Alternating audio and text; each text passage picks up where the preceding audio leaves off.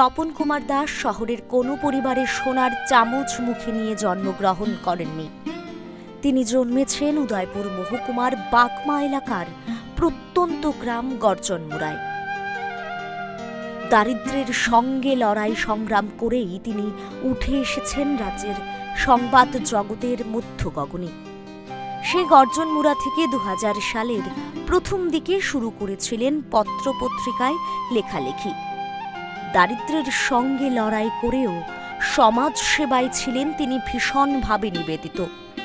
এই প্রত্যন্ত গ্রাম থেকেই রাজনৈতিক প্রতিহিংসাকে পেছনে ফেলে তার সমাজ সেবার গর্জন একদিন পৌঁছে গিয়েছিল ভারতের রাষ্ট্রপতি ভবনে।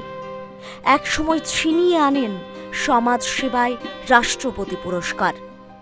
রাজনৈতিক হিংসার কারণে একসময় তাকে উদয়পুরে গিয়ে ভাড়াও থাকতে হয়, কিন্তু কলম থেমে থাকেনি।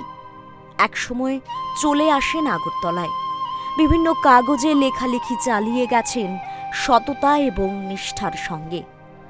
দারিদ্র্য আরও কঠিনভাবে তাকে চেপে ধরেছিল, কিন্তু হার মানেননি।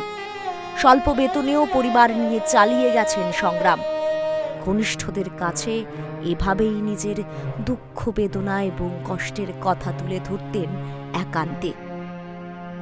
লক্ষ্য ছিল একটাই, তার একমাত্র ছেলেকে মানুষ করা। ছেলে আজ আইনের 3য় বর্ষের ছাত্র। পিতা তপন কুমার দাস নেই।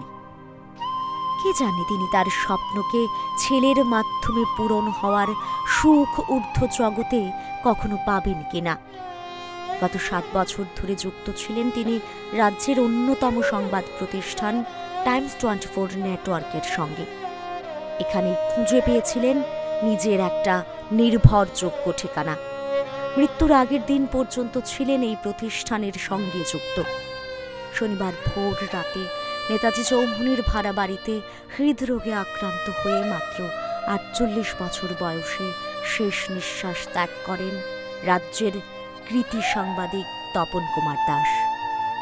তাঁর এই অকাল প্রয়াণে টাইমস 24 নেটওয়ার্ক পরিবার গভীরভাবে শোকাহত।